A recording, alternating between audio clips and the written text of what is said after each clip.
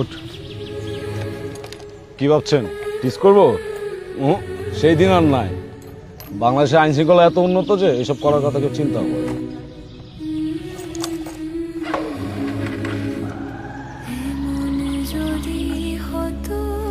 কি ভাবছেন এগুলো সত্যি? এগুলো সবই আমাদের স্বপ্ন, আর এই স্বপ্নকে বাস্তবায়ন করতে হলে সৎ ও যোগ্য লোককে ভোট দিন।